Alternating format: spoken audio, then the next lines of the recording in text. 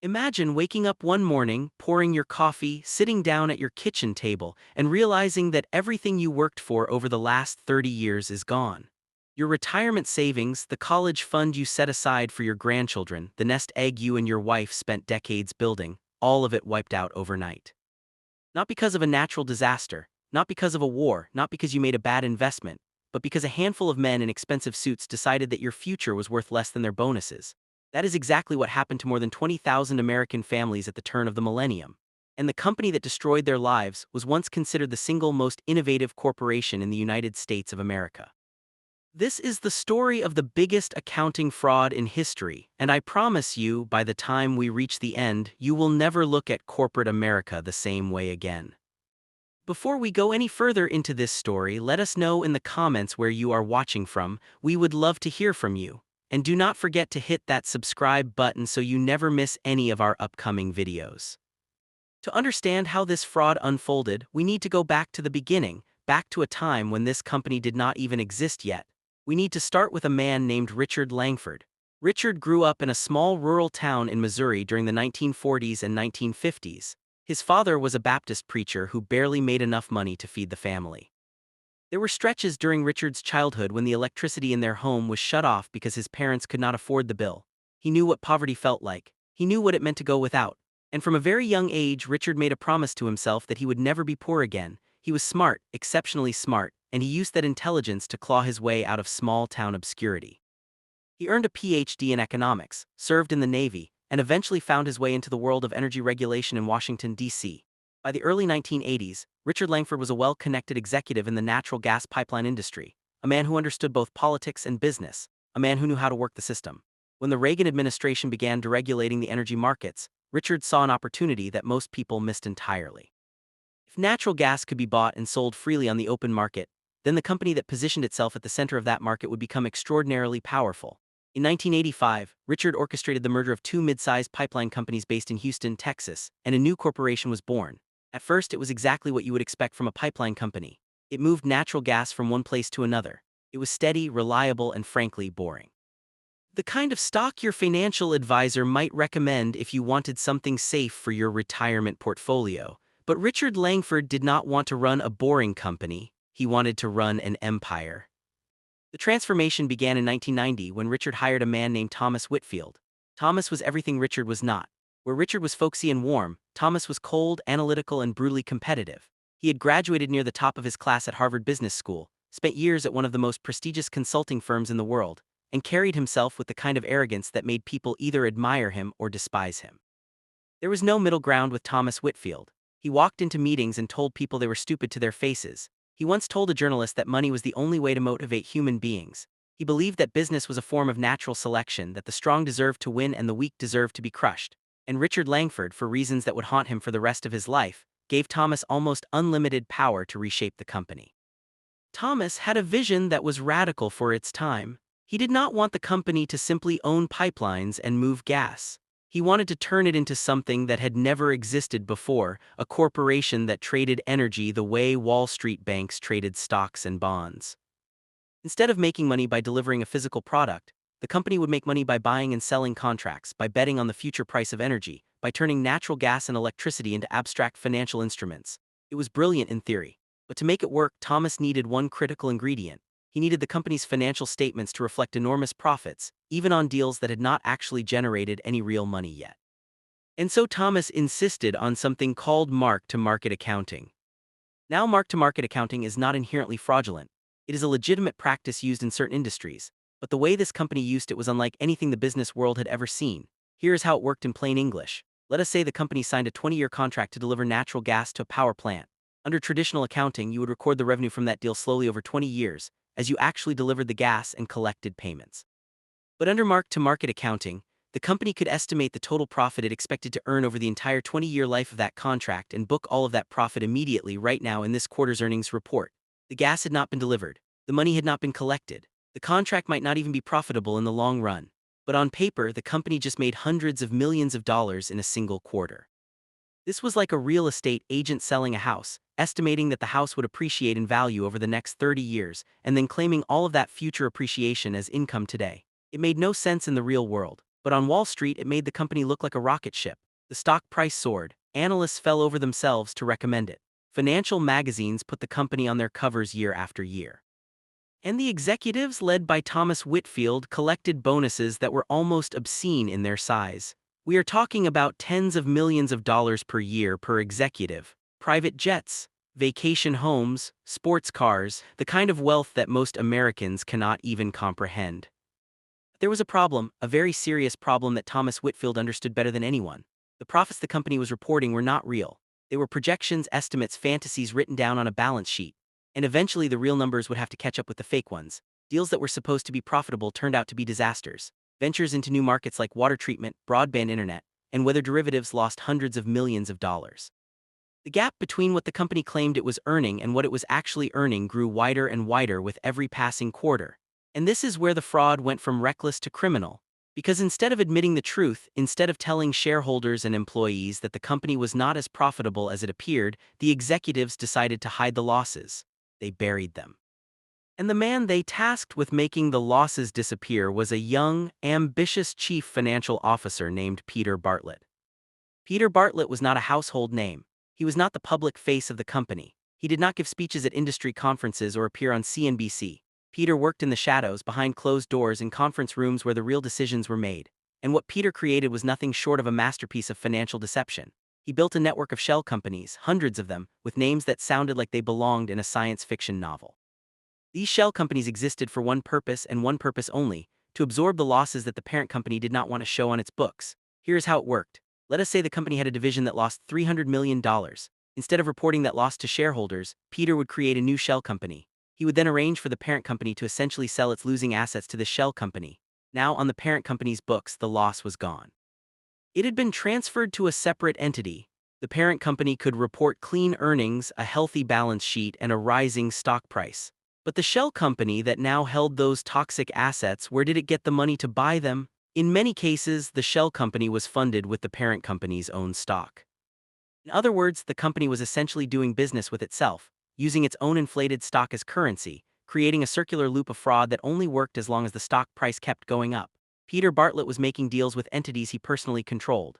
He was on both sides of the transaction. He was negotiating with himself. And for this service, Peter personally skimmed tens of millions of dollars in management fees from these shell companies. He was stealing from a company that was itself stealing from the public. It was fraud layered upon fraud, a house of mirrors where nothing was real and every reflection was a lie. The question that haunts anyone who studies this case is a simple one. Where were the people who were supposed to be watching? Where were the auditors, the regulators, the analysts, the journalists? How did a fraud this massive go undetected for so long? The answer is deeply uncomfortable because it reveals something ugly about the way American capitalism can operate when the guardrails fail. The company's auditor was one of the most respected accounting firms on the planet. This firm had been around for nearly 90 years. It was one of the so-called Big Five, a pillar of the financial establishment, and it was collecting more than $50 million a year from this one client alone. $50 million, that is not a business relationship, that is a dependency. And when your biggest client is also your biggest source of revenue, you do not ask hard questions, you do not challenge their accounting methods. You sign off on whatever they put in front of you and you cash the check. The analysts on Wall Street were no better. The major investment banks were earning massive fees by helping the company raise capital and structure deals. If an analyst at one of those banks dared to question the company's financial health, they risked losing millions of dollars in future business. So the analysts kept their ratings high and their mouths shut. And the regulators, the government agencies whose entire purpose was to protect investors and maintain fair markets, they were understaffed, underfunded, and in many cases ideologically opposed to the very concept of regulation. This was the late 1990s. The prevailing wisdom was that the free market could police itself. Government oversight was seen as an obstacle to innovation.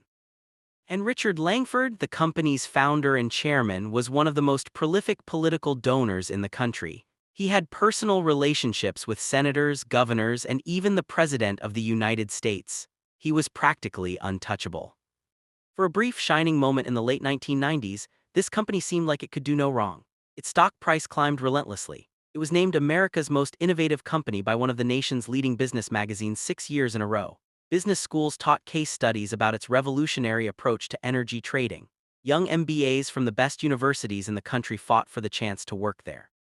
The culture inside the company was electric, aggressive, and intoxicating. Employees worked around the clock, fueled by the belief that they were building something historic. But the culture was also ruthless. Thomas Whitfield implemented a performance review system that ranked every employee against their peers.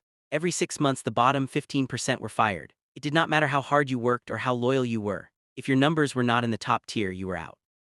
This created an environment where people were incentivized to cut corners, exaggerate results, and never ever deliver bad news. Nobody wanted to be the person who told Thomas Whitfield that a deal was not working. Nobody wanted to be ranked in the bottom 15%. So people lied. They inflated their numbers. They pretended that failing projects were succeeding. And the lies traveled upward through the organization until the entire company was built on a foundation of fiction. Meanwhile, something was happening in California that would eventually expose the true character of this corporation. In the year 2000, California began experiencing a series of devastating energy crises. Rolling blackouts swept across the state, affecting millions of people. Hospitals scrambled to keep their generators running. Traffic lights went dark at busy intersections. Elderly residents suffered in homes without air conditioning during brutal heat waves. The public was told that the blackouts were caused by a shortage of power supply, that California simply did not have enough electricity to meet demand. But that was not the full truth. Behind closed doors, energy traders at this Houston-based company were deliberately manipulating the California power grid to drive up prices. They had given their schemes nicknames. One strategy was called Death Star, another was called Get Shorty. They would intentionally create artificial congestion on transmission lines, making it appear that power could not reach certain areas, which allowed them to charge emergency rates that were sometimes 10 times the normal price. And we know this because the traders were recorded. Their phone calls were captured on tape. And when those tapes were eventually released to the public, Americans heard something that made their blood boil. In one recording, a trader laughed about a wildfire in California that was threatening power lines. He joked about how much money they were going to make from the crisis. In another recording, a trader talked about stealing money from grandmothers in California. These were not rogue employees acting on their own. This was a business strategy, coordinated, deliberate, and designed to extract maximum profit from human suffering. The state of California would eventually estimate that these market manipulation schemes cost its residents and businesses more than $30 billion. But even as the company was raking in profits from California's pain, the internal rot was spreading. By early 2001, the gap between the company's reported earnings and its actual financial condition had become a canyon. Peter Bartlett's network of shell companies was straining under the weight of billions of dollars in hidden losses. The company needed its stock price to keep rising because the shell companies were backed by that stock. If the stock fell below a certain threshold, the entire structure would collapse like a row of dominoes. And in the spring of 2001, the stock began to fall. Not dramatically, not yet, but enough to make the insiders nervous. Thomas Whitfield, who had been promoted to chief executive officer just 6 months earlier, began to see the writing on the wall. And on August 14, 2001, he did something that shocked everyone inside the company. He resigned. No warning. No real explanation. He cited vague personal reasons and walked out the door, but before he left, he sold more than $60 million worth of his own stock. $60 million, he knew what was coming. He knew the foundation was crumbling, and he got out while his shares were still worth something. Richard Langford stepped back in as CEO and tried to reassure the public that everything was fine. He told employees in a company-wide meeting that the stock was a bargain at its current price. He encouraged them to buy more shares. He said the company had never been in better shape, and many employees believed him. They had spent years watching this company grow. They had their entire retirement savings invested in company stock through their 401k plans. They trusted Richard Langford. He was their leader. He was the man who had built this company from nothing. Why would he lie to them? But even as Richard was telling employees to buy, he was selling. Between 2000 and 2001, Richard Langford sold more than $100 million of his own stock. He was telling the public to hold while he himself was heading for the exit. It was one of the most cynical betrayals in the history of American corporate life. In August of 2001, one person inside the company finally decided that enough was enough. Her name was Margaret Sullivan. Margaret was a vice president in the corporate development division, a senior executive who understood the financial statements well enough to see what was really happening. She wrote a 7-page memo to Richard Langford, laying out in devastating detail the accounting irregularities, the shell company schemes, and the risk that the company could, in her words, implode in a wave of accounting scandals. She begged him to investigate. She told him that the company's reputation and the financial security of its employees were at stake. Richard Langford received the memo. He read it, and then he called the company's lawyers and asked them one question: can we fire her? He did not ask whether her allegations were true. He did not launch an investigation. He did not call a board meeting. His first instinct was to silence the messenger. The lawyers told him that firing Margaret could create legal liability, so she kept her job, but her warnings were ignored. The cover-up continued. On October 16, 2001, the dam finally broke. The company announced a $618 million loss for the third quarter, along with a $1.2 billion reduction in shareholder equity. The announcement sent shockwaves through Wall Street. Analysts who had been cheerleading the stock for years suddenly began asking questions that they should have asked a long time ago. The Securities and Exchange Commission opened a formal investigation. And the stock, which had been trading above $90 per share just a year earlier, began a free fall that would not stop until it reached 26 cents. 26 cents. A share of stock that was once worth $90 was now worth less than a pack of chewing gum. But here is the part of this story that still makes people furious more than 20 years later. While the stock was collapsing, the company's employees were locked out of their retirement accounts. The company had imposed what it called a blackout period on its 401k plan, ostensibly for administrative reasons. During this blackout period, employees could not sell their shares, they could not move their money, they could not protect themselves. They were forced to sit there and watch helpless as their retirement savings evaporated in real time. Some employees lost everything. Men and women in their 50s and 60s who had spent their entire careers at this company, who had followed the rules, who had trusted the system, who had done everything right, found themselves with nothing. One employee who had accumulated $1.3 million in his retirement account watched it shrink to less than $10,000. Another employee, a woman in her late 50s, said that she would have to work until she was 80 because her retirement fund was gone. These were not abstract numbers on a spreadsheet. These were real human beings whose lives were destroyed by the greed and dishonesty of the people at the top. On December 2, 2001, the company filed for bankruptcy. At the time, it was the largest bankruptcy in American history. More than 20,000 employees lost their jobs, billions of dollars in shareholder value were wiped out. Pension funds, mutual funds, and individual investors across the country were devastated, and the shockwaves extended far beyond the company itself. Its accounting firm, the one that had been collecting $50 million a year to audit the books, was caught shredding documents related to the case. When news of the shredding broke, the firm's reputation was destroyed overnight. It was indicted on obstruction of justice charges and was forced to surrender its licenses. A firm that had been in business for 89 years, that employed 85,000 people around the world, ceased to exist. 85,000 people lost their jobs not because of anything they did, but because the partners at the top of their firm chose profits over integrity. The criminal trials that followed were some of the most closely watched legal proceedings in American history. Peter Bartlett, the architect of the Shell Company scheme, was the first to fall. Confronted with overwhelming evidence, he agreed to cooperate with prosecutors and pleaded guilty to multiple counts of fraud. He was sentenced to 6 years in federal prison. During his sentencing hearing, he apologized to the employees and shareholders he had harmed. Some people in the courtroom found his remorse genuine. Others believed he was simply trying to reduce his sentence. Thomas Whitfield went to trial and fought the charges aggressively. His defense team argued that he did not know about the details of the Shell Company fraud, that Peter Bartlett had acted without his knowledge. Prosecutors painted a different picture. They presented evidence that Thomas had been intimately involved in key decisions, that he had personally approved transactions designed to hide losses, and that his aggressive management style had created a culture where fraud was not just tolerated but expected. The jury sided with the prosecution. Thomas Whitfield was found guilty on 19 counts of securities fraud, wire fraud, and insider trading. He was sentenced to 24 years in federal prison. And then there was Richard Langford, the founder, the chairman, the man who started with nothing and built what was once the 7th largest company in America. Richard went to trial in early 2006, charged with 10 counts of fraud and conspiracy. He maintained his innocence throughout the proceedings, insisting that he had been deceived by his subordinates, that he did not know the true extent of the financial manipulations. The jury did not believe him. On May 25, 2006, Richard Langford was found guilty on all 10 counts. He faced a potential sentence of 45 years in prison, which at his age would have meant dying behind bars. But Richard Langford would never be sentenced. On July 5, 2006, just 6 weeks after his conviction, Richard suffered a massive heart attack at his vacation home in Colorado. He was pronounced dead at a nearby hospital. He was 64 years old. And because he died before his case could be appealed, a legal principle known as abatement ab initio applied. Under this doctrine, because the defendant died before his appeal was exhausted, his conviction was vacated, erased. As far as the law was concerned, Richard Langford was never found guilty of anything. His family was able to retain assets that the government had been seeking to seize. The man who presided over the biggest accounting fraud in history died without ever being punished for it. For the thousands of employees who lost everything, for the retirees who saw their savings disappear, for the families who were still picking up the pieces years later, this final twist felt like the cruelest blow of all.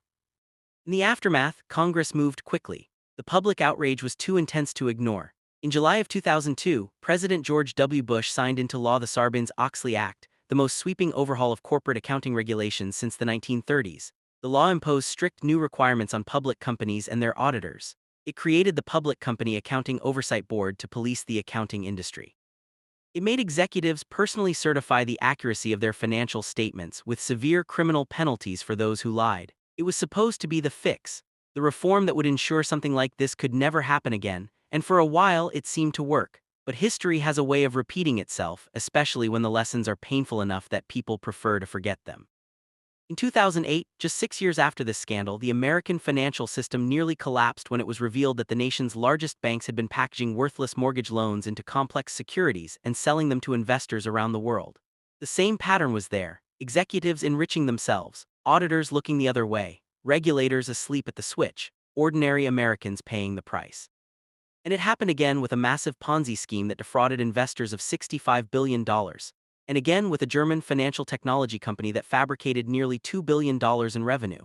And again with a cryptocurrency exchange whose founder treated customer deposits as his personal piggy bank. Every single time, the pattern is the same: charismatic leaders who demand loyalty, financial statements that are too good to be true, gatekeepers who are paid to look the other way, and regular people, hardworking people, people who play by the rules and trust the system, left holding the bag when the whole thing falls apart.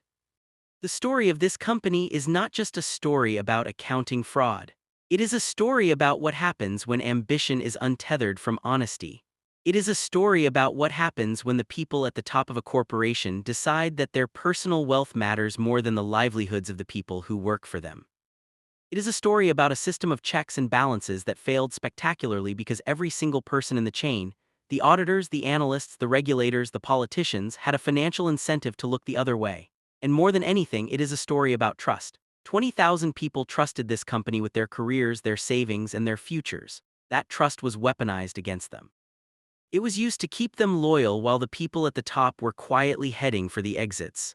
And when the truth finally came out, those 20,000 people were left with nothing but questions. How did this happen? Why did nobody stop it? And could it happen again? The answer to that last question is one that should keep every American investor up at night. Because the truth is, the incentives that created this fraud have not disappeared. They have evolved. The financial system is more complex than ever. The instruments are more sophisticated. The shell companies are harder to trace. And the pressure on executives to deliver quarterly earnings growth is, if anything, more intense than it was 20 years ago. The next great fraud is not a matter of if. It is a matter of when, and the people who will suffer most when it happens will be the same people who always suffer: the workers, the retirees, the ordinary Americans who trusted the system because they were told the system was trustworthy. So the question I will leave you with is this: the next time you look at your retirement account, the next time you see a company's stock soaring to all-time highs, the next time a CEO goes on television and tells you that everything is fine, will you take his word for it? Or will you remember what happened to 20,000 families in Houston, Texas, who trusted a company that turned out to be nothing more than the biggest lie ever told on a balance sheet? If this story moved you, if it made you think, if it made you angry, then share it with someone you care about. Share it with your family, your friends, anyone who has money in the stock market and believes that the numbers on their statements are real. And if you want to hear more stories like this, stories about the frauds, the schemes, and the betrayals that shape our financial world, then hit that subscribe button right now. We have much more coming, and trust me, some of these stories are even more shocking than the one you just heard. Thank you for watching. Stay informed, stay skeptical, and I will see you in the next one.